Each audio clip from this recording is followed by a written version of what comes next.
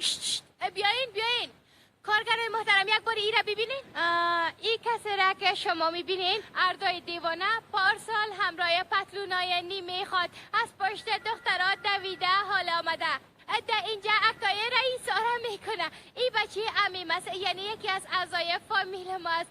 از هر فامیل یک لوده مبرایه، اما از فامیل ما 2 تا لوده برآمده. چی کنیم دیگه؟ کار خود است. مادر این بچه در شفاخانه روانی است.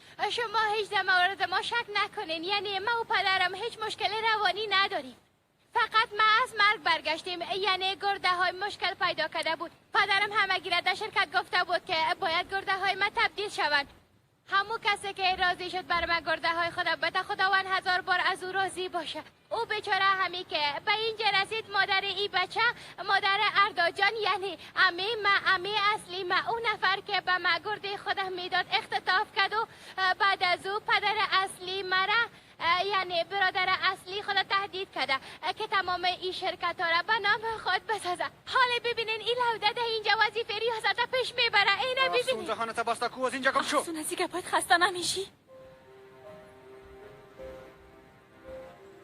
ارداد هم خواه افسون مشناسی، حداقل تو چوباش لطفاً.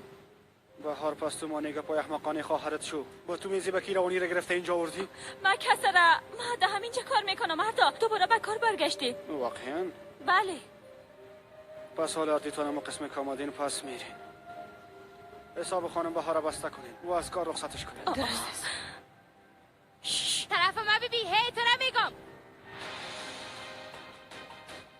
تو کجا میری؟ تو حساب کی را بسته میکنی ها؟ آرام باش افسون بانش.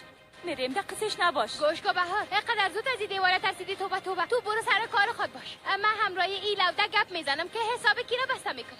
افسون مرا مجبور